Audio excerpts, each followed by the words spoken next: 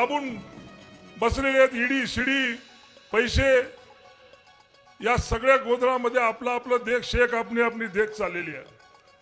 पण एकमेव माणूस आहे की जो या महाराष्ट्रामध्ये हे जुलमी सरकार नाही चालणार, माझ्या शेतकऱ्यावर अन्याय नाही होऊ देणार, माझ्या या कुटुंबावर नाही अन्याय होऊ देणार म्हणून अहोरात्र झटत आहे.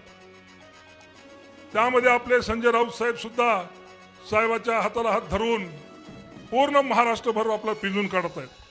बांधवांनो, आपल्याला काही फार मी आपला वेळ घेणार नाही, पण आपल्याला सांगू इच्छितो की उद्धव साहेब हे बाळासाहेब ठाकरे यांचे चिरंजीव आहे. या महाराष्ट्रामध्ये हिंदू हृदय सम्राट ही पदवी मिळवलेली आहे आणि ती काही उगीच्या उगीच नाही मिळवलेली आहे. त्यामध्ये शिवसेनेची स्थापना हे रंजले गांजले हे गोरगरीब जनता माय माऊल्या याचं रक्षणासाठी ही सुरुवात केलेली एक संघटना होती आणि याच्यावर अन्याय होऊ नये म्हणून हा एवढा प्रसार केला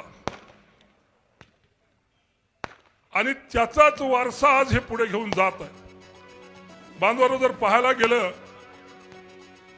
तर ज्या ज्या लोकांची लायकी होती का, ज्या बाळासाहेबांनी मोठे माणसं केले, थोडा आपल्या समोरचे माणसं आहेत, काही लई लांबची गोष्ट नाही आहे. एक 20 वर्षाखाली 25 वर्षाखाली हे जे काही मातब्बर मंडळी आज आपल्या उद्धव साहेबाला बैमान होऊन इकडे तिकडे गेलेली आहे. हे कोण होते अगोदर जरा विचार करून बघा. याची ऐपत काय होती, याची लायकी काय होती आणि बाळासाहेबाच्या आशीर्वादानं उद्धव साहेबाच्या आशीर्वादानं हे इतके मोठे गडगंज लोक झाले आणि आज तेच गुरगुर करतायत. कमाल आहे. तेच लोक आज उलटून बोलतायत.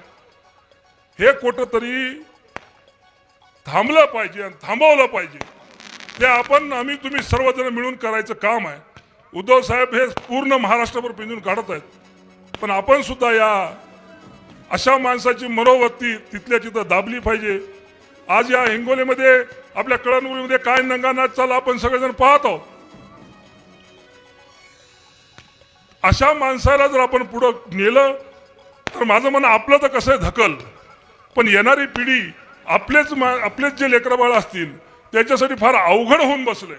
हे असे जर हुकुमशाही जर निर्माण होऊ लागली, जर अशी आपल्या शेतकऱ्याला जर न परवडणारी शेती, ही महागाई, ही बेरोजगारी हे जर कुठंतरी संपवायची असेल, कुठंतरी आपल्याला याच्यावर आवाज उठवायचा असेल तर ते राईट टाइम म्हणजे आता हे आपलं 2024चं इलेक्शन आहे आणि त्याच्यामध्ये आपण जर हात नाही दाखवला तर आपले इतके दुर्दैव आपलंच असेल.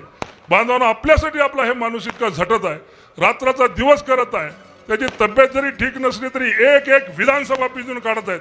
ते तुमच्या आमच्यासाठी चाललंय. त्यामुळे आपण सर्वांनी आपल्या कुटुंब प्रमुखाची साथ द्यावी अशी आपण सगळ्याला हात जोडून कळकळीची विनंती करतो.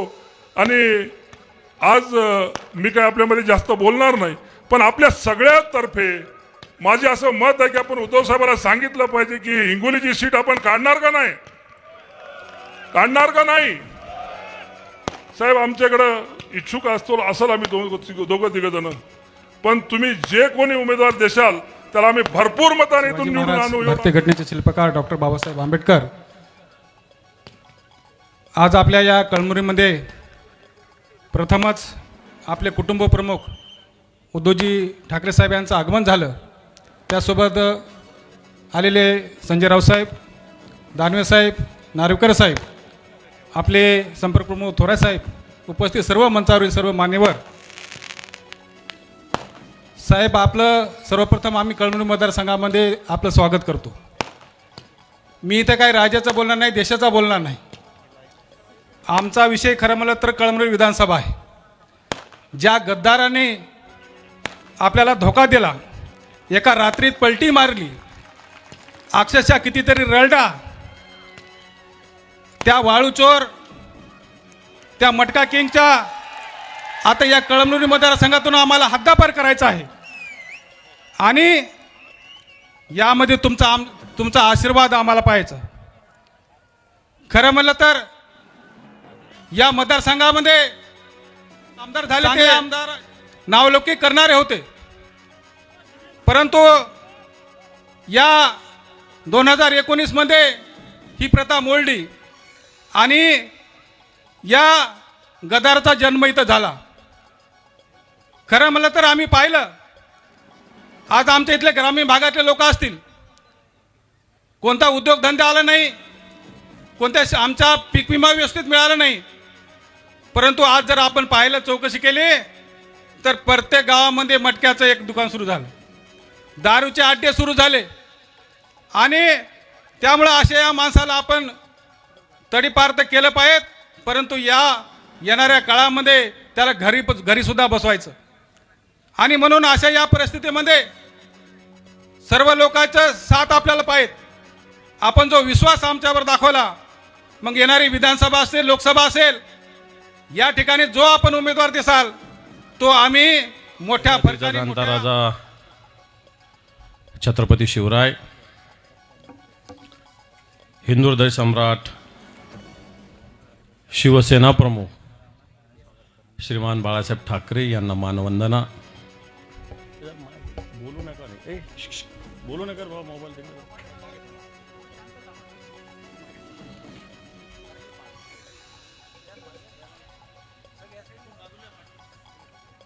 आजच्या या सभेस मार्गदर्शन करण्यासाठी उपस्थित असलेले या महाराष्ट्र राज्याचे मुख्यमंत्री म्हणून ज्यांनी काम केलेलं आपले पक्षप्रमुख मान्य उद्धवजी ठाकरे साहेब, शिवसेनेचे खासदार माननीय संजयजी राऊत साहेब, व्यासपीठावरील सर्व मान्यवर डॉक्टर जयप्रकाशजी मुंदडा, नागेश पाटील आष्टीकर, बबनरावजी थोरात, सुभाषरावजी वानखेडे, विनायकजी भिसे, एकनाथजी पवार, संतोषजी देवकर, जगन्नाथजी देशमुख, रुपालीताई, तारफे साहेब, उपस्थित व्यासपीठावरील सर्व जिल्हा प्रमुख संदेश देशमुख, गोपू पाटील,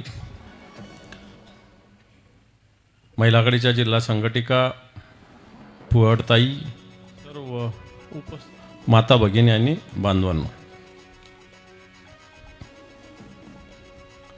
खरं तर सभेचा वेळ लवकर होता, परंतु थोडासा उशिराच आम्ही आलो. म्हटलं आता कल्याण नाईटमध्ये काय उघडतं पाहू, माधुरी नाईटमध्ये काय उघडतं पाहू, श्रीदेवी नाईटमध्ये पण काय येतं तेही पाहून घेऊ. बरोबर आहे का नाही? मग सभा मी बघतो साहेब. आणि मग एकदा काय काय निघतं, ओपनमध्ये काय, मग सभा झाल्यावर क्लोजमध्ये काय काय होतं तेही बघू. खरं तर आपण टाळ्या वाजवल्यात, आपण हसलात, पण या कळमनुरीचं नाव याच्यामुळं बदनाम झालं, हे तुम्ही लक्षात ठेवा.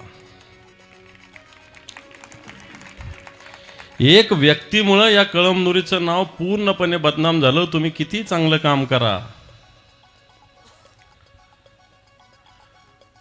बऱ्याच आमदारांना आम्ही भेटत असतो तर त्यांच्या खिशात वेगवेगळे कागद असतात. समजा माझ्या खिशात काही कागद काढला तर बाबा इकडं एखादं पाझर तलाव करायचा, इकडे एखादं रस्ता करायचा, इकडे या विभागातून हे काम करायचं, असे कागद असतात आमच्या खिशात. तुमच्यातल्या आमदाराच्या खिशात जर बघितलं तर त्याच्यात नुसतं निघेल कल्याण नाईट काय, मिलन नाईट काय, श्रीदेवी नाईट काय, हेच निघतं तुमच्या ह्याच्यात. आणि याचीच चिंता असते. आणि मला असं वाटतं अशा पद्धतीनं काम जर होत असेल, कारण लोकप्रतिनिधींची एक जबाबदारी आहे. एक आपण या लोकशाहीमध्ये राहत असताना लोकप्रतिनिधींची एक जबाबदारी असताना ती पार पाडण्याच्या ऐवजी इथल्या तरुणांना रोजगार देण्याच्या ऐवजी जुगारामध्ये अडकवणं, इथल्या तरुणांना रोजगार द्यायच्या ऐवजी मटकेचे आकडे काढायला सांगणं, इथल्या तरुणांच्या रोजगाराच्या संधी उपलब्ध करायच्या ऐवजी इथल्या तरुणांना व्यसनाधीन करणं, चांगले व्यवसाय शोधायच्या ऐवजी वाळूच्या गाड्या चालवायला शिकवणं. आणि मला असं वाटतं अशा प्रकारचे लोकप्रतिनिधी जर जात असतील इथून, तर मला असं वाटतं यांना वेळीच आपल्याला रोखावं लागेल. कारण या भागाचे, या जिल्ह्याचे, या मराठवाड्याचे, या राज्याचे वेगळे प्रश्न आहेत. आपण सगळे ग्रामीण भागातले लोक असताना हा मराठवाडा सातत्यानं शिवसेनेचा बालेकिल्ला राहिला. हा कळमनुरी सुद्धा 1990 पासून मला वाटतं मारुती शिंदे इकडचे आमदार राहिले होते. जे जे गद्दार झाले त्यांना घरी जनतेनेच पाठवलेले ना. आताही जे गद्दार झाले यांना घरी त्यांची जागा व्यवस्थित आहे, लक्षात ठेवा. जनतेमध्ये ही जागा या निवडणुकीनंतर राहणार नाही. कारण या भागातील शेतकऱ्यांचे वेगळे प्रश्न आहे, सिंचनाचा प्रश्न आहे. आणि असे प्रश्न असताना त्याच्याकडे लक्ष देण्याच्या ऐवजी मला वाटतं फक्त स्वतःच्या स्वार्थामध्ये लक्ष देणे चुकीचं आहे. मग इसापूर धरणाचं पाणी आपल्या तालुक्याला मिळालं पाहिजे, हा सुद्धा मुद्दा आहे. याच्यावर कधी आवाज उठवला का? या तालुक्यातील शेतकऱ्यांना पीक विमा 100% मिळाला पाहिजे, याच्यावर कधी आवाज उठवला का? या तालुक्यात गारपीट झाली, वादळ आलं, वारं आलं, शेतकऱ्यांना मदत मिळाली पाहिजे, याच्यावर कधी आवाज उठवला का? नाही. पण मला निवडून दिलं पाहिजे, शाळेत जायचं, पोरांना सांगायचं की मला मत नाही दिलं तो 2 दिवस आम्ही जेवणार नाही असं आई बापाला सांगा म्हणायचं. ही कोणती पद्धत आहे? लहान पोरांना सांगायचं, शाळेमध्ये जाऊन लहान पोरांना सांगायचं की 2 दिवस उपाशी राहा. अरे तू तर पडल्यावर 2 दिवस उपाशी ना, आम्ही 4 पट खाऊ, अशा प्रकारचं सांगावं लागणार आहे पोरांना. कारण तुमच्यासारखी अपप्रवृत्ती नायनाट झाली पाहिजे. मी व्यक्तीच्या विषयी बोलत नाही, प्रवृत्तीच्या विषयी बोलतो. कारण या भागातील सोयाबीनच्या उत्पादक घेणाऱ्या शेतकऱ्यांचा प्रश्न आहे, कापसाचे उत्पादन करणाऱ्या शेतकऱ्यांचा प्रश्न आहे. आज सोयाबीनचा भाव कुठे गेला आहे? 4,000च्या आसपास सोयाबीनचा भाव आहे.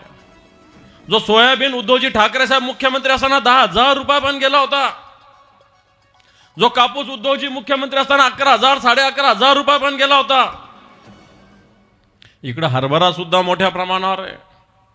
आज याचा जर भाव बघितला तर मला असं वाटतं आपण जे शेत आता उन्हाळी खरडा मारावा लागेल आपल्याला शेतात. या उन्हाळी खरड्यापासून ज्यावेळेसपासून पीक येतं तोपर्यंत जर खर्च बघितला तर आपली मेहनत सुद्धा निघत नाही, अशा प्रकारची स्थिती आहे. आणि ह्याच्या विरुद्ध कोणी आवाज उठवत नाही. सोयाबीनच्या विषयी अशी स्थिती असताना केंद्र सरकार तेल आयात करण्याचा निर्णय घेता सोयाबीनचा भाव खाली पाडतं. कापूस चांगल्या पद्धतीनं पिकत असताना कापूस आयात करण्याचा निर्णय घ्यायचा, कापसाचे भाव खाली आणायचे. अशा प्रकारची नीती जर केंद्राची आणि राज्याची असेल तर या शेतकऱ्याला वाली कोण? आणि या शेतकऱ्याला वाली होता, या महाराष्ट्रातील शेतकऱ्याला वाली होता की जे मुख्यमंत्री उद्धवजी ठाकरे साहेब झाले, पहिला हा निर्णय घेतला होता 2 लाख रुपयाची कर्जमाफी करण्याचा निर्णय उद्धवजी ठाकरे साहेबांनी केला. हा शेतकऱ्याचा वाली होता. आता काय 2,000 रुपयासाठी आपण मरतो? 2-2 हजार रुपये देता म्हणजे उपकार करता? 2-2 हजार 3-3 टप्प्यात देऊन असा उपकार आहे की आम्ही शेतकऱ्यावर फार उपकार केले. पण कापसाचा विचार केला तर पर क्विंटल 6,000 रुपये खिशातून काढून घेतलेले. सोयाबीनचा विचार केला तर पर क्विंटल खिशातून 6,000 रुपये काढून घेतलेले. आणि एकीकडे एक पर क्विंटल 6,000 रुपये काढायचे आणि वर्षभरात 6,000 द्यायचे आणि शेतकऱ्यावर मोठ्या प्रमाणात उपकार केल्याची घोषणा करायची. आपण बंधूंनो आपल्याला सावध राहावं लागणार आहे. आज मोठ्या मोठ्या घोषणा दिल्या जातात. हर घर छत सांगितलं होतं 2016ला, 2022 पासून हर घर छत दिलं जाणार. अजून 5% सुद्धा लोकांना छत मिळालं नाही. हर घर नल दिला जाणार, हर घर जल दिलं जाणार. अजूनही लोकांना पाणी मिळत नाही. आताही टँकर सुरू झाले, हिवाळ्यात टँकर आपल्या भागात चालू होते. आणि मग अशी स्थिती असताना आपल्याला विचार करावा लागणार आहे. येणाऱ्या काळामध्ये मोठ्या मोठ्या घोषणा, शासन आपल्या दारी. काय करतं शासन? इथं तर 2 नेते आहेत, आमदार पण आहे, खासदार पण आहे. अर्ध तुझ्या घरी ना अर्ध माझ्या घरी, शासन आपल्या दारी. अशा प्रकारची तर यांची भूमिका आहे. हा याच्यासाठी भांडतो, तो त्याच्यासाठी भांडतो, पालकमंत्री म्हणून भांडतो, टक्केवारीसाठी भांडणं होतं त्यांचे. आपण मोठ्या मोठ्या घोषणा देत असताना या शेतकऱ्याचा वाली खऱ्या अर्थानं आज कोणी नाही. आपण मोठ्या मोठ्या घोषणा दिल्या गेल्या, शेतकऱ्यांना प्रलोभनं दिली गेली. ही प्रलोभनं मला वाटतं पूर्ण होऊ शकले नाही. सांगितलं जातं किसान क्रेडिट कार्ड, आयुष्यमान योजना. कोणती योजना आहे? प्रधानमंत्री सिंचाई योजना. कोणत्याच योजनाने? फक्त टीव्हीच्या ॲडव्हर्टायझरवर आणि होर्डिंगवर या जाहिराती आहेत.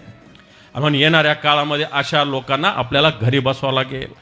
यांनी उद्धवजी ठाकरे साहेबांची शिवसेना प्रमुखाच्या विचाराची गद्दारी केलेली आहे. हा महाराष्ट्र निष्ठावानांचा आहे, छत्रपती शिवरायाचा आहे. आज शहाजी महाराजांचा आज मला वाटतं जन्मदिन आहे. छत्रपती शिवरायांचा हा महाराष्ट्र आहे. या छत्रपती शिवरायांच्या बरोबर ज्यांनी हिंदवी स्वराज्य निर्माण केलं होतं ते मुरारबाजी होते. ते तानाजी मालुसरे होते, ते बाजीप्रभू देशपांडे होते, ते येसाजी कंक होते. निष्ठावानांचा महाराष्ट्र होता. लोक यांना लक्षात ठेवतात, तानाजीला लक्षात ठेवतात, बाजीला लक्षात ठेवतात. सूर्याजी पिसाळाला आणि खंडोजी खोपडेला लोक लक्षात ठेवत नाही. लक्षात ठेवा, हे आपल्या इथं सुद्धा हे सूर्याजी पिसाळ आणि खंडोजी खोपडे निर्माण झालेले आहेत. म्हणतो आपण निष्ठावानाचे छत्रपती शिवरायाच्या विचाराचे मावळे आहोत. म्हणून येणारी निवडणूक जी होईल, या निवडणुकीत खऱ्या अर्थाने यांना घरी पाठवावं लागेल. यांना विचारावं लागेल की तुम्ही महागाई बहुत हो गई, महंगाई की बार अब की बार मोदी सरकार म्हटले होते, या महागाईचं काय झालं? 2 कोटी बेरोजगारांना रोजगार द्यायचं आश्वासन दिलं होतं, त्याचं काय झालं? 15 लाख रुपये खिशात पाठवणार होते, बँकेच्या खात्यात पाठवणार, त्याचं काय झालं? मग या सगळ्या विषयाचा विचार आपल्याला करावा लागेल. आणि याच्या विरुद्ध रान कोणी उठवलं असेल, या देशात सुरुवात कोणी केली असेल, तर ते उद्धवजी ठाकरे साहेबांनी. आठवा तो महाराष्ट्र 2019चा कोविडच्या काळाचा, ज्या काळामध्ये आई मुलाला विचारत नव्हती, मुलगा बापाला विचारत नव्हता. देशात हाहाकार, जगात हाहाकार मांडला होता. उत्तर प्रदेशमध्ये गंगेमध्ये प्रेत टाकली गेली होती. गुजरातमध्ये लोक रस्त्यावर तडफडत होते. त्या काळामध्ये या महाराष्ट्रामध्ये उद्धवजी ठाकरे साहेब असे मुख्यमंत्री होते. प्रत्येकाला आरोग्याची व्यवस्था, प्रत्येकाला बेड, प्रत्येकाला औषध. या कोविडच्या काळात खऱ्या अर्थानं महाराष्ट्र ज्यांनी तारला, ज्यांनी जगवला, ते म्हणजे उद्धवजी ठाकरे साहेब. लक्षात ठेवा, तो काळ आपल्याला विसरता येणार नाही. आणि म्हणून मला असं वाटतं येणाऱ्या काळात या उद्धवजी ठाकरे साहेबांच्या नेतृत्वाखाली या महाराष्ट्र हा महाराष्ट्र क्रांतीवीराचा आहे. या महाराष्ट्रातून क्रांतीचे अनेक वेळ शिंग फुकले गेलेले आहेत. आणि म्हणतो आपण हा महाराष्ट्र हा सह्याद्री हिमालयाच्या मदतीला जात असताना जेव्हा दिल्लीवर भगवा फडकवेल, त्याच्यामध्ये या महाराष्ट्रातून सगळ्यात जास्त खासदार असले पाहिजे आणि त्यात हिंगोलीचा सगळ्यात पुढे असला पाहिजे, असा संकल्प आपण करा. अशा प्रकारचं आव्हान करतो आणि थांबतो. जय हिंद, जय महाराष्ट्र. धन्यवाद साहेब.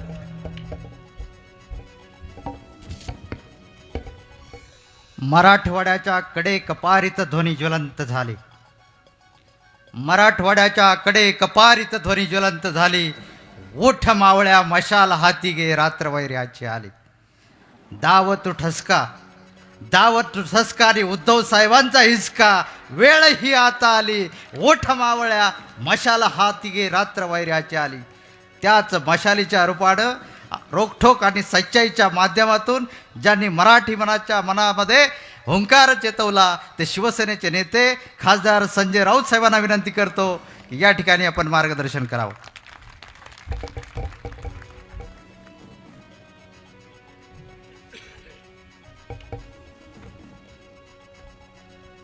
शिवसेनेचे आदरणीय पक्षप्रमुख उद्धवजी ठाकरे, व्यासपीठावरील सर्व शिवसेनेचे मान्यवर नेते, पदाधिकारी आणि कळमनुरीत जमलेले हे सगळे निष्ठावंत शिवसैनिक बंधू भगिनींनो, फारच शांतता आहे सभेमध्ये आज. पण मगाशी जेव्हा अंबादास दानवे यांनी श्रीदेवी आणि काय माधुरी, तारा, विरोधी पक्षनेत्याचा अभ्यास कसा असावा, महाराष्ट्रातल्या आपल्या विधिमंडळातल्या विरोधी पक्षनेत्याचा अभ्यास हा तळागाळात किती दांडगा असतो, विशेषतः गद्दारांच्या बाबतीत ते किती खोलवर अभ्यास करतायत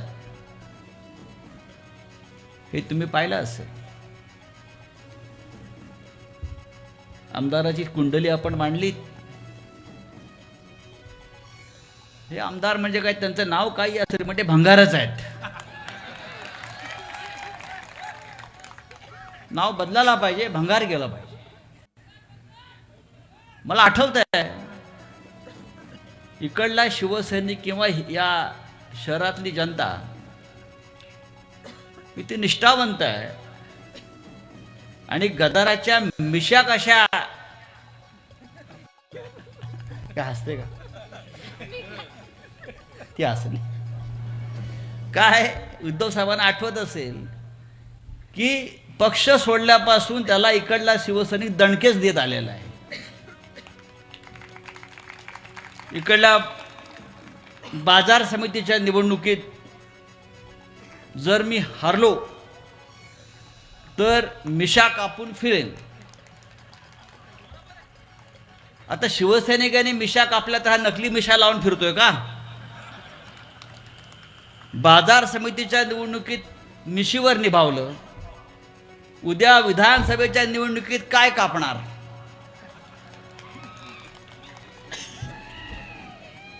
काय कापणार? आणि तू कापणार की आम्ही कापू? हे आता आपण ठरवायला पाहिजे. मला आनंद आहे की आपण ज्या संख्येने इथे जमलेला ते पाहता या आमदाराच्या दाढी मिशा भविष्यात शिल्लक राहणार नाहीत. आज स्वतः शिवसेनेचे पक्षप्रमुख उद्धव ठाकरे इथे आलेले आहेत. हा कुटुंब संवाद मेळावा आहे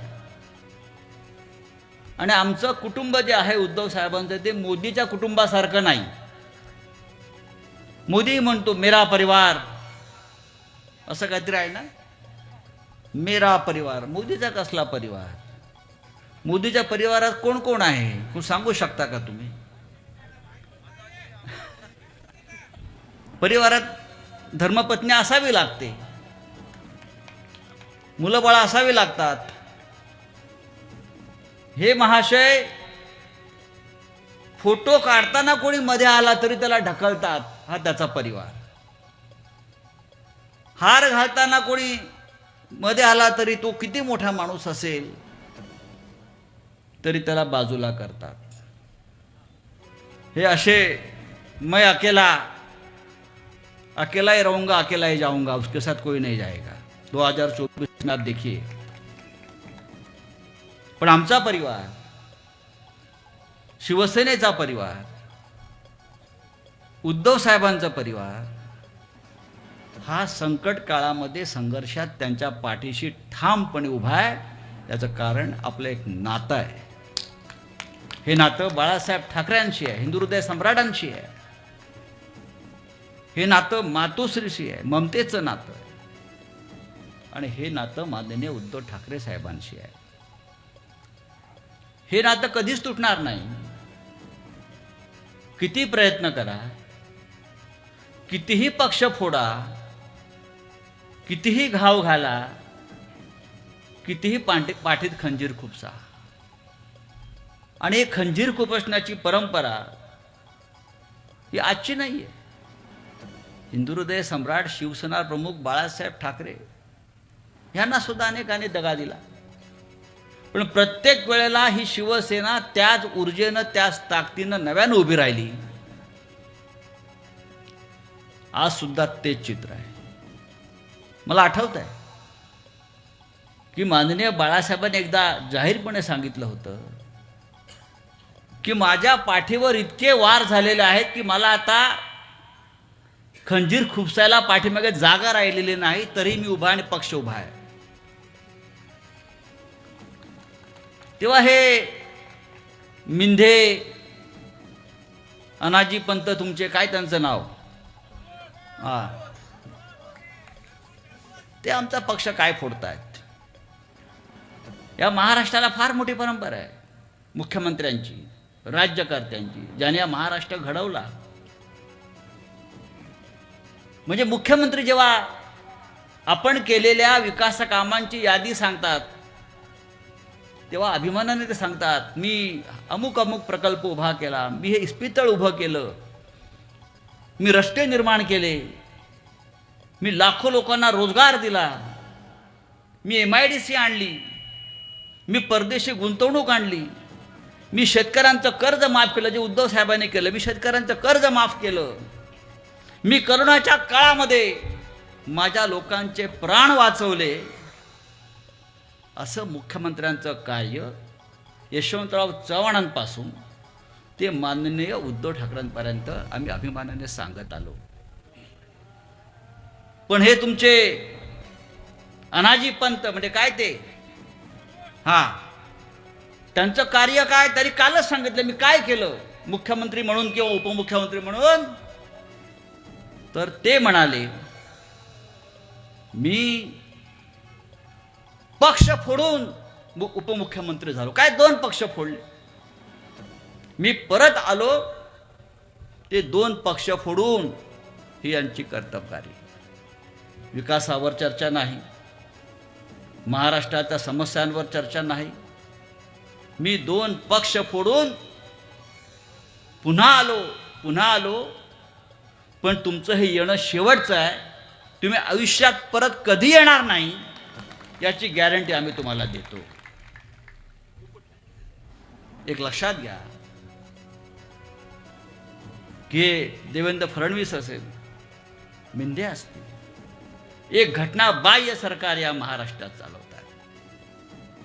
पक्ष फोडले याची काय कर्तबगारी. तुमच्या हातामध्ये ईडी आहे, सीबीआय आहे, पोलीस आहे, इन्कम टॅक्स आहे.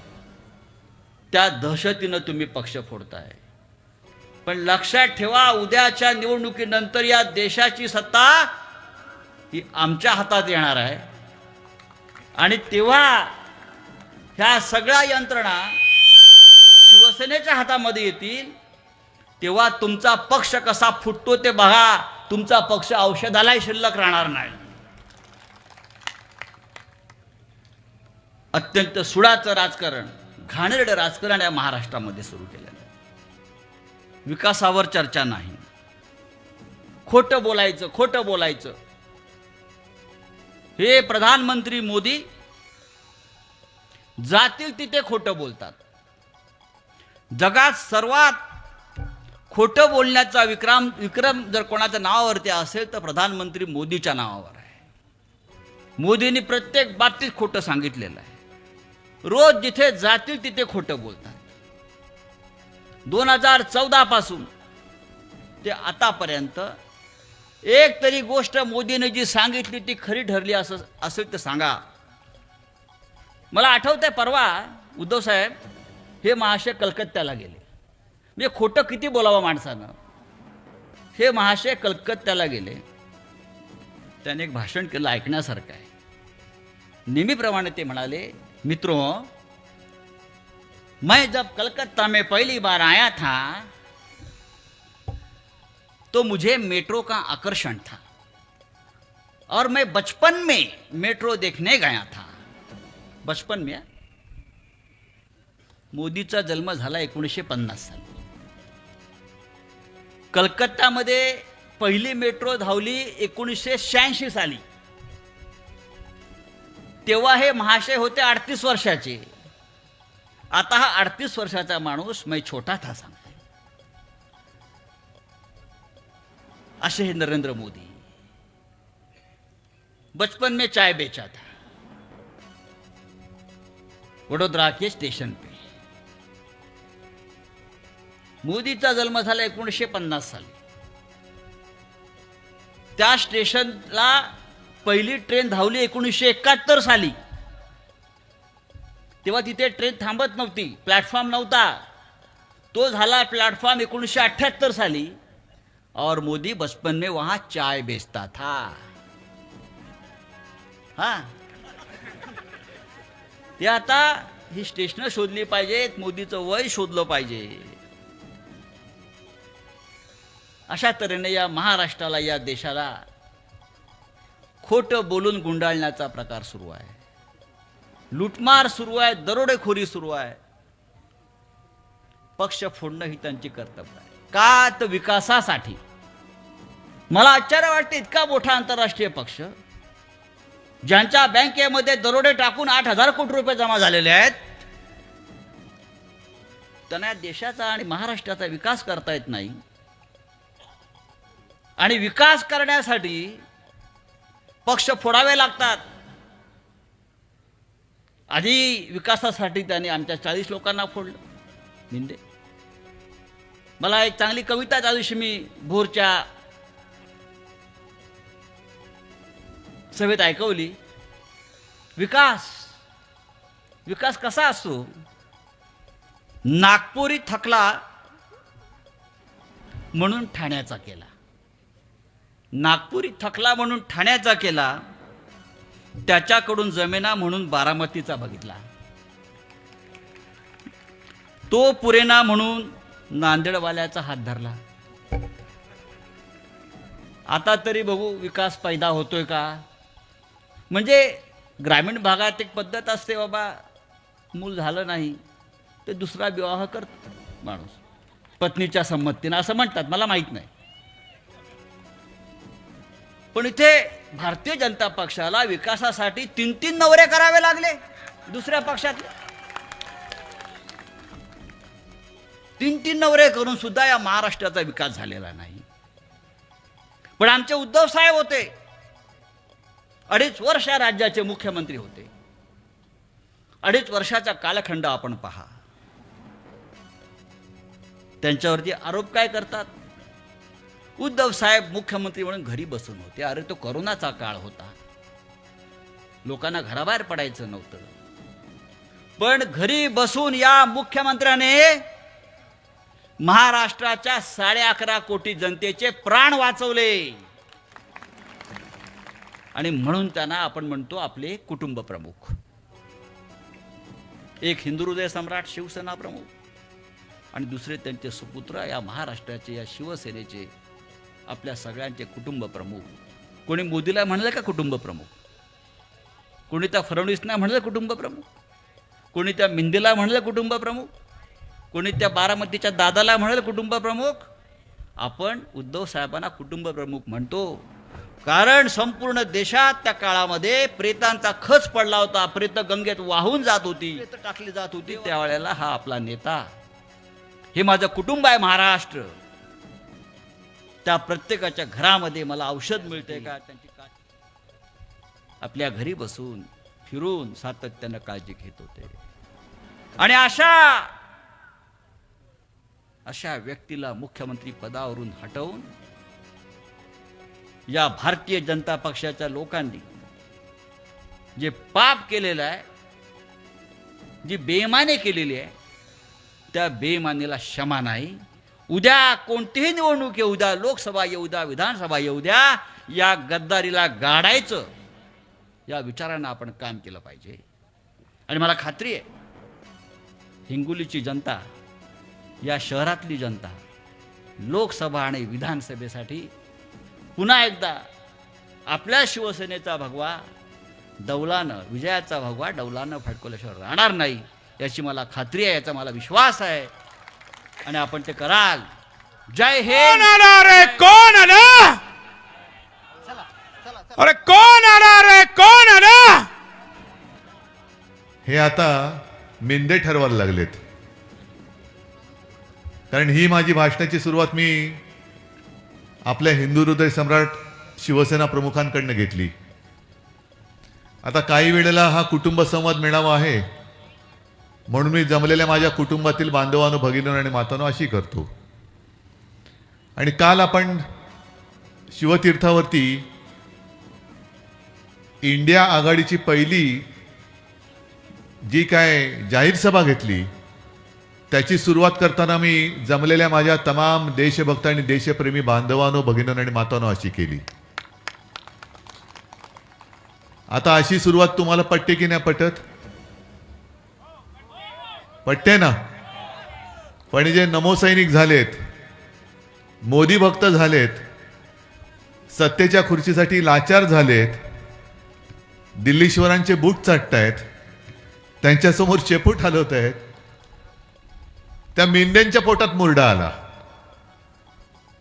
आणि त्यांनी आज कुठेतरी असं म्हटलं की बघा यांची भाषा बदलली.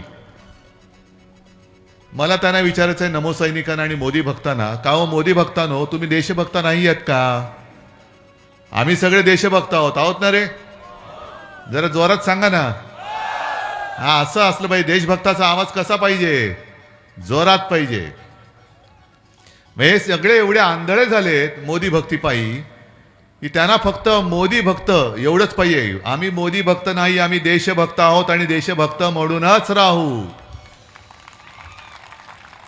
तुम्हाला जी काय चाटुगिरी करायची ती करा, त्याच्याशी आम्हाला देणं घेणं नाही. पण आमच्या देशभक्तीच्या आड याल तर तुम्हाला किती खोल गाडायचं ते आम्ही ठरवू. ठीक आहे, मोदींच्या कृपेने थोडे दिवस काय भोगायला मिळते ते भोगा.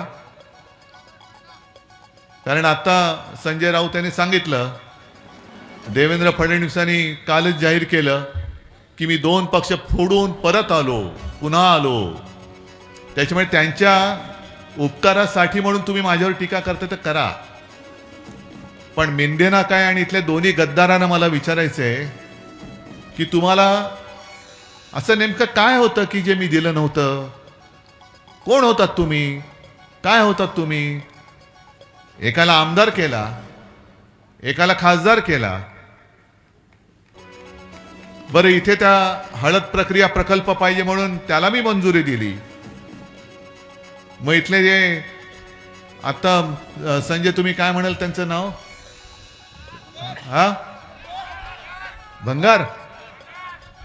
ते कधीतरी यायचे, साहेब वाचवा वाचवा, पोलिसांची धाड पडते, वाचवा.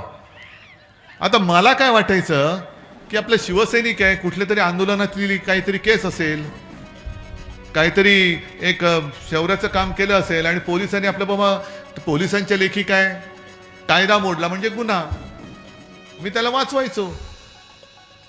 मला काय माहित हे असा आकडेबाज निघालाय. काही जण मला विचारतात, का हो तुम्ही आता त्यांच्यावरती आरोप करताय, गद्दार गद्दार, ईडी सीबीआयच्या इन्कम टॅक्सच्या भीतीने तिकडे गेले. तुमच्यात होते तेव्हा तुम्हाला माहिती नव्हते काय? खरंच नव्हते माहित. कारण शेवटी शिवसैनिक म्हटल्यानंतर त्याच्यावर विश्वास ठेवणं हे पक्षप्रमुख म्हणून माझं काम होतं आणि आहे. आणि एक सारा शिवसैनिक जर चांगलं काम करत असेल तर त्याला प्रोत्साहन देणं हे माझं काम आहे. पण त्या चांगल्याचा अर्थ त्याच्या अर्थी असे जर का हे म्हणजे आता ते म्हणतात ना आपकी बार, तसे हे गल्ली बोळात बार बार उघडले तर नेमका कोणता बार? आता यानं निवडणुकीत एकच मिळतो, आपटी बार. या सगळ्या बारांना आता आपटी बार म्हणून फोडून टाकायचं. आणि जी फसवणूक माझी झाली, तुमची झाली, तसं पाहिलं तर तुमची मी दिलगिरी व्यक्त करतो. कारण ह्या दोघांनाही उमेदवारी देण्याचं पाप मी केलं होतं. मी केलं होतं ते पाप. आणि यांनी पाठीत नुसता वार नाही केला. जे शिवसेना प्रमुख म्हणायचे की माझ्या पाठीत एवढे वार झाले की आता वार करायला जागाच नाही, यांनी पाठीत नाही वार केला, यांनी शिवसेना नावाच्या आईच्या कुशीवरती वार केलेला आहे. जन्मदातीच्या कुशीवरती वार केलेला आहे. जिने तुला जन्म दिला, जिने तुला मान सन्मान मिळवून दिला. नाहीतर कोण तू होतास? आता आत चढत असतास तुरुंगामध्ये. कुठल्या कुठल्या केसेस, एवढ्या नाना केसेस तुझ्यावरती होत्या, आतमध्ये चढत असतास. तुला शिवसेनेने मोठा केला, शिवसेना ही 4 अक्षर मागे लागली. तुम्हाला पटत होतं किंवा नव्हतं, तुम्ही आदेश म्हणून तुम्ही त्यांना निवडून दिलं.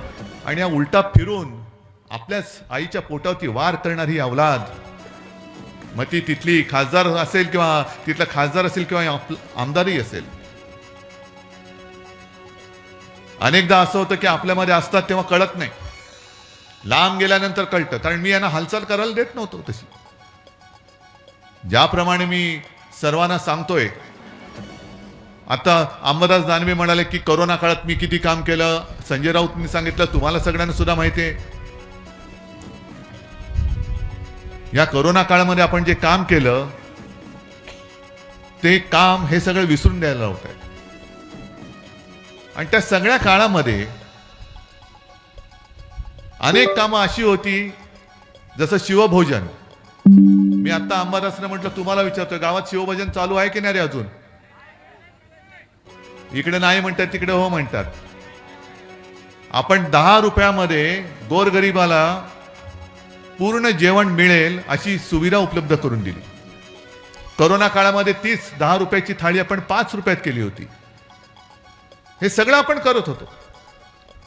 आणि मी मुख्यमंत्री असताना एक महत्वाचं काम जे केलं ते म्हणजे मी महाराष्ट्र यांना लुटायला नव्हतो देत.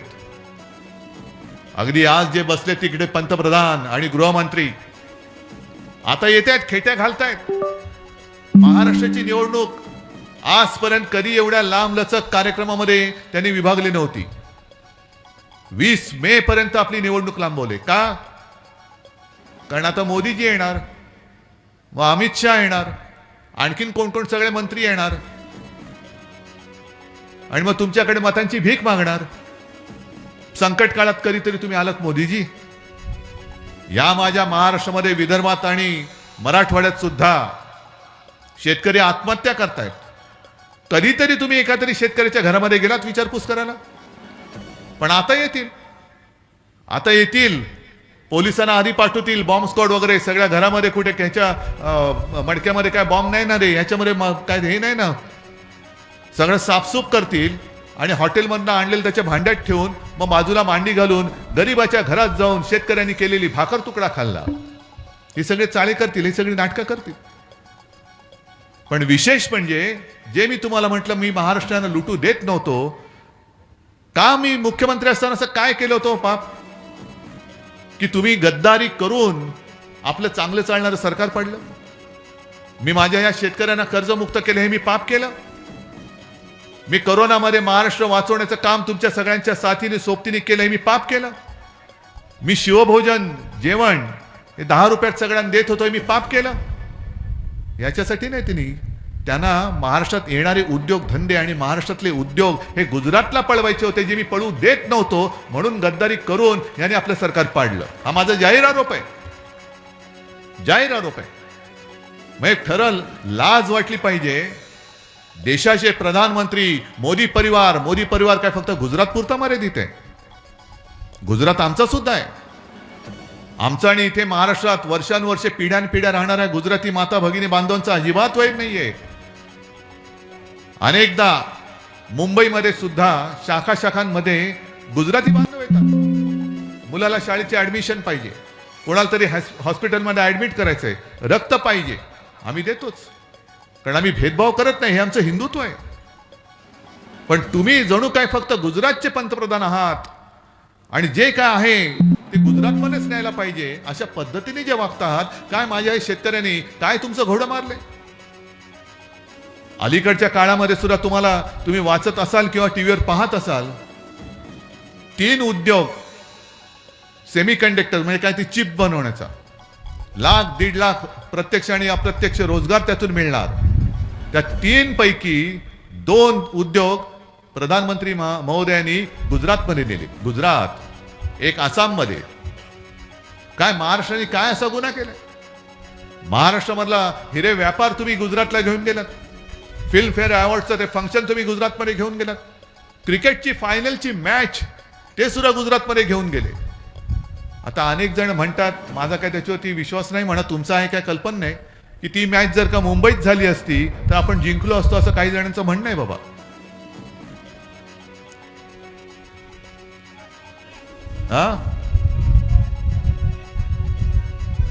जाऊ द्या.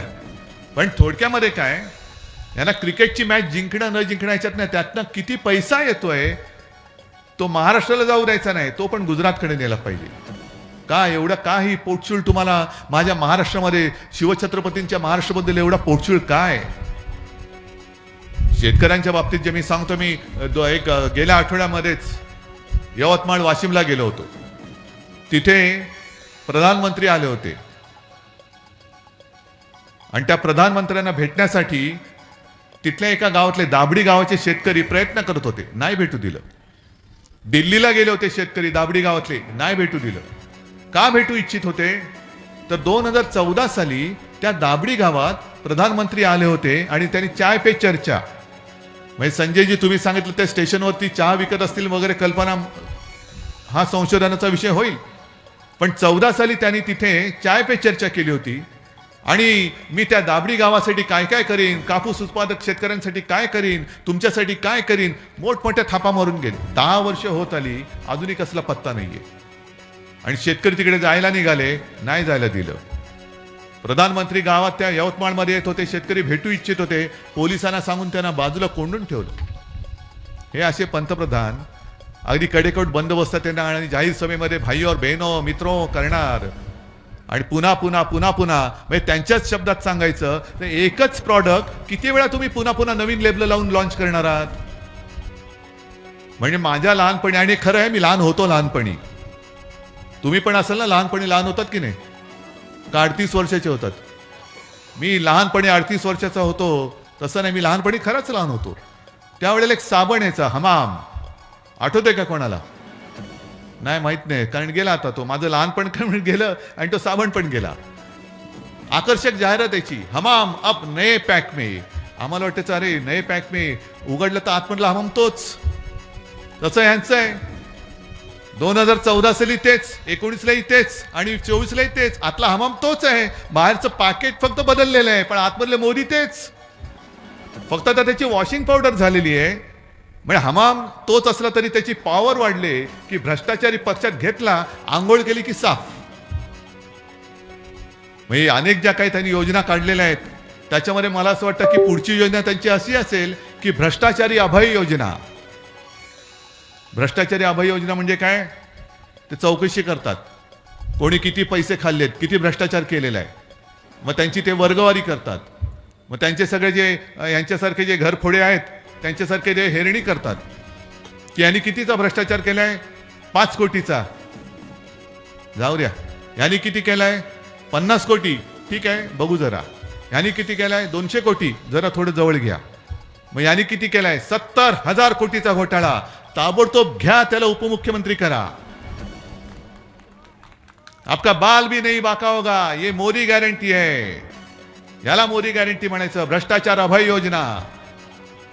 आणि आता जो उघड उघड त्यांनी भ्रष्टाचार केलेला आहे, जो सुप्रीम कोर्टाला मी खरंच धन्यवाद देतोय. अगदी वेळेवरती तुम्ही यांचं बिंग फोडलेलं आहात.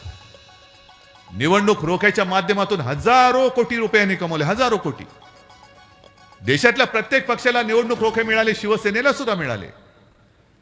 पण प्रमाण जर का पाहिलं तर यांना 8,000 कोटी 10,000 कोटी हे एका पक्षाला मिळत आहेत. जो पक्ष दिल्लीत राज्य करतोय, जो पक्ष अनेक राज्यांमध्ये राज्य करतोय. आणि रोखे सुद्धा कसे मिळाले?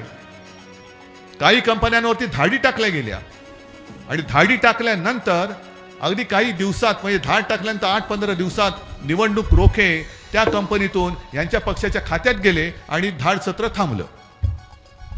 मग त्यांची बाजू कोणी घ्यायची? तर आपल्या अर्थमंत्री बाई आहेत निर्मला सीतारामन, त्यांनी घेतली. हे म्हणे योगायोग असू शकेल, सरकारने कारवाई केली असेल तर तो सरकारचा अधिकार आहे आणि त्यांनी रोखे दिले असतील तर त्यांची इच्छा आहे. चांगली गोष्ट आहे, पटतं आम्हाला तुमचं. पण आम्हाला पुढचा एक प्रश्न आहे की सरकारने जी कारवाई केली होती धाड टाकण्याची, ती कारवाई ह्यांनी रोखे दिल्यानंतर थांबली का? चालू ठेवायला पाहिजे होती. कारण सरकारला जर वाटत असतील ते गुन्हेगार आहेत, त्यांनी काहीतरी गुन्हा केला म्हणून त्याच्यावर तुम्ही धाड टाकताय आणि त्यांनी रोखे दिल्यानंतर तुम्ही जर का ती धाड थांबवत असाल तर त्यांनी केलेल्या गुन्ह्याचे पैसे हे तुमच्या खात्यात आले म्हणून तुमच्यावरती सुद्धा गुन्हा दाखल का करायचा नाही? बरं, काही काही तर असे आहेत की ज्यांचा जो नफा आहे तो अगदी 100-150 कोटी असेल, पण त्यांनी रोखे दिलेत ते काही 1000 कोटीचे दिलेले आहेत. काही कंपन्या अशा आहेत, अगदी महाराष्ट्रामध्ये सुद्धा आपलं सरकार पाडल्यानंतर जे काय माझ्या कानावर येते ती एक मेघा म्हणून काहीतरी कंपनी कन्स्ट्रक्शन, त्या कंपनीला सुद्धा बुलेट ट्रेन असेल, आणखीन काय असेल, काय काय कामं, ही यादी घेऊन वाचली तर खरंच आपले डोळे पांढरे होतील की अनेक अशा कंपन्या आहेत की रोखे दिल्यानंतर त्यांना कामं मिळालेत किंवा कामं दिल्यानंतर यांना रोखे मिळालेले आहेत. महाभ्रष्टाचार नाहीये. कोणत्या तोंडाने तुम्ही सांगता ना खाऊंगा ना खाने दूंगा? खाते तर भरपूर, स्वतः खाताय, पण आमच्यापैकी जरा जरी कोणी काही इकडचं तिकडे केलं तर त्याच्या मागे नसत्या खोट्या केसेस लावून भाजपात ये नाही तर तुरुंगात जा असे सांगतायत. हे संजय राऊतनं सुद्धा दडपण आणलं होतं, पण संजय राऊत तुम्हाला माहिती आहे कसं आहे. म्हणजे मला तर खात्री आहे की ईडीने सांगितलं असेल जा बाबा इकडे थांबू नकोस, तू जा, आमच्याकडे राहू नको, आम्हाला काहीतरी करशील. कारण कर नाही त्याला डर कशाला. हे आता काल राहुल गांधी शिवाजी पार्कच्या सभेत बोलले की त्यांच्यामधला एक मोठा नेता, तुम्हाला अंदाज आला असेल, त्याच्यामुळे सोनियाजींकडे जाऊन रडले की मी काय करू, मला आता तुरुंगात जायचं नाहीये. अरे पण पक्षाने एवढं सगळं तुला दिलं, काही काही जणांना मुख्यमंत्री केलं, उपमुख्यमंत्री झाले, मंत्रीपदं दिली, भरघोस सगळं केलं, कुटुंबाचं कोट कल्याण केलं. मग एवढं सगळं केल्यानंतर पक्षासाठी तू थोडी सुद्धा त्रास घ्यायची तुझी तयारी नाही. एक तर पहिला म्हणजे पाप का केलंस? आपले सुद्धा जे काही मिंदे पडून गेले, मी जे तुम्हाला सांगितलं की 70,000 कोटीचा घोटाळा केला तर उपमुख्यमंत्री पद, कारण 70,000 कोटीचा घोटाळ्याचा आरोप मी नव्हता केला, माझे उपमुख्यमंत्री म्हणून ते बसायचे. आरोप मोदीजी तुम्ही केलात, आरोप देवेंद्र फडणवीसजी तुम्ही केला होता. आणि तुम्ही सांगितलं होतं की तुमचं सरकार आल्यानंतर अजित दादा चक्की पिसिंग पिसिंग पिसिंग. मग आता हे काय तुमचं पिसिंगला शब्द दुसरं काय? आता एवढे जवळजवळ बसतात, आरोप करणारे तुम्हीच. आरोप करायचं, कुटुंब उद्ध्वस्त करायचं, पक्ष फोडायचा आणि स्वतःच्या मांडीला मांडी लावून त्याच भ्रष्टाचारी माणसाच्या बरोबर लावून तुम्ही राज्य चालवायचं. हे काय जनतेला आता कळत नाही? एक तर स्वतः भ्रष्ट, म्हणजे मी दुपारच्या सभेत बोललो की 2 पक्ष फोडून मी पुन्हा आलो. देवेंद्र फडणवीसजी, तुमचं नाव देशाच्या आणि राज्याच्या इतिहासात उत्तम घोरफोड्या म्हणून झाल्याशिवाय राहणार नाही. उत्तम घरफोड्या. आणि म्हणून मी सगळ्यांना सांगतो की एकतर शुभ कार्य त्यांना कधी बोलू नका, लग्नाला वगैरे तर अजिबात बोलू नका. कारण ही भाजपची अवलाद अशी आहे, येणार मस्त श्रीखंड बासुंदी होती, ताव मारतील, पुरणपोळ्या तूप वगैरे टाकून मस्त जेवतील, ढेकर वगैरे देतील आणि नवरा बायकोत भांडणं लावून दुसऱ्या पंक्तीत जेवायला जातील. ही यांची नालायकपणाची हद्द झालेली आहे. आज 10 वर्ष होत आली जी वचनं किंवा थापा. म्हणजे मी काल परवाच्या सभेत हे सुद्धा बोललो होतो की अमित शहा जे म्हणाले की यांची महाविकास आघाडी म्हणजे 3 पक्षाची आपली शिवसेना, काँग्रेस आणि राष्ट्रवादीची ही पंक्चर झालेली रिक्षा आहे. आणि मी त्यांना उत्तर दिलं की तुम्ही महाविकास आघाडीला पंक्चर झालेली रिक्षा बोलत असाल तर तुमचं डबल ट्रिपल चौबल इंजिनचं सरकार, त्या सरकारला सगळी भ्रष्टाचाराची चाकं का लागतायत? तुमच्या इंजिनाला भ्रष्टाचाराची चाकं लागलेत. आणि पूर्वी एक वाफेवरती चालणारं इंजिन होतं, यांचं थापेवरती चालणारं इंजिन आहे. नुसत्या थापा मारत जायचं, भग भग भग भग भग भग थापा मारायच्या नुसत्या. तर तुम्ही स्वतःला विचारा की 2014 साली मोदींनी जी काय आश्वासनं दिली होती विशेषतः शेतकऱ्यांना, मला एकाने तरी हात वर करून सांगायचं होय मला त्याचा लाभ मिळाला, मला सांगा. म्हणजे हे जे वचन त्यांनी दिलं होतं स्वामीनाथन अहवालाच्या शिफारशीप्रमाणे की जो शेतकरी कोणतं पीक पिकवर असेल, सोयाबीन असेल, कापूस असेल, धान असेल, आणखीन काही असेल, त्याचा उत्पन्न खर्च जो काही येतो त्याच्यामध्ये 50% रक्कम अधिक टाकून जी रक्कम येईल ती त्याला आम्ही हमीभाव म्हणून देऊ. हे त्यांनी दिलं होतं की नव्हतं वचन? दिलं होतं ना? मग मिळाले पैसे तुम्हाला?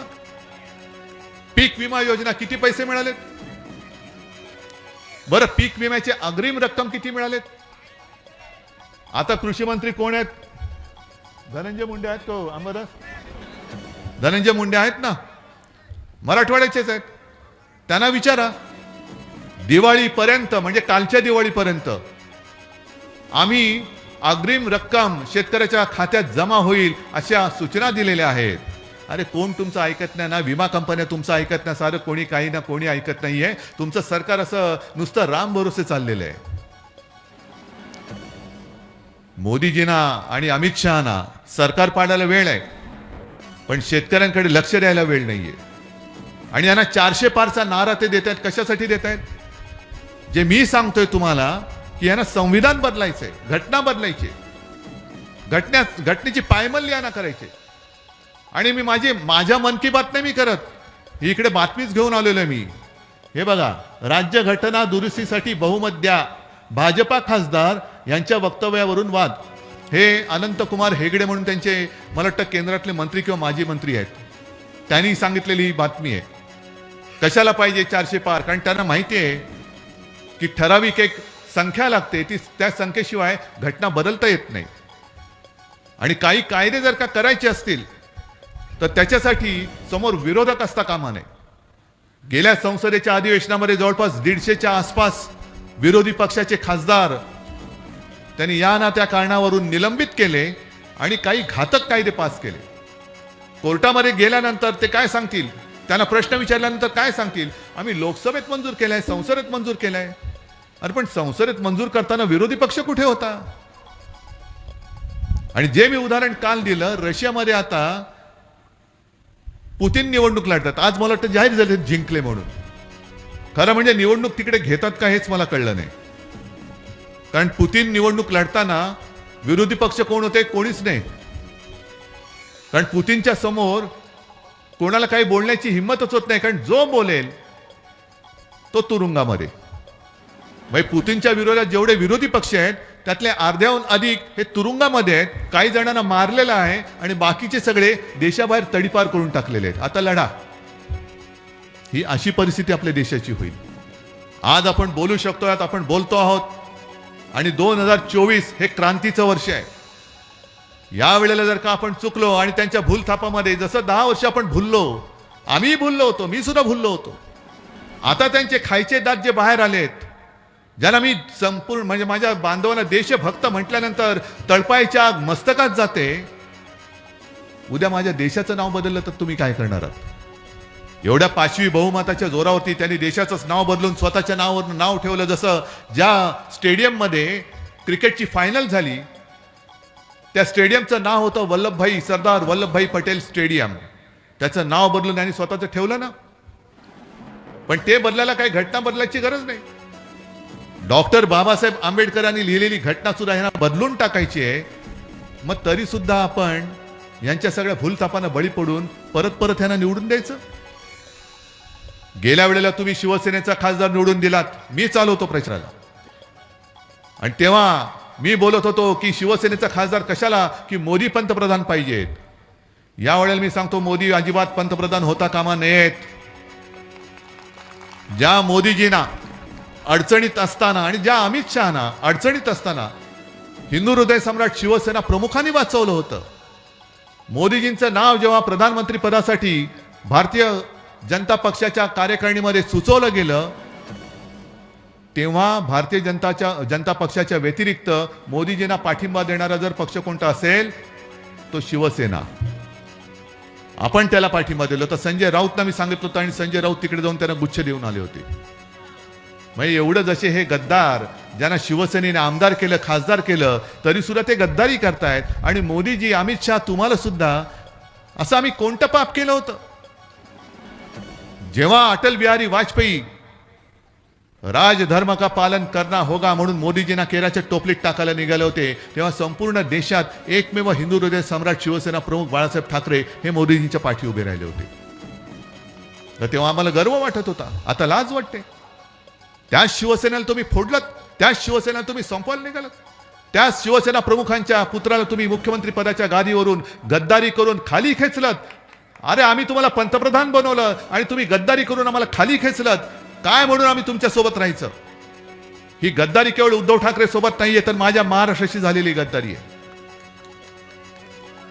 कारण मोदींचे फोटो लावून तुम्ही जिंकलात.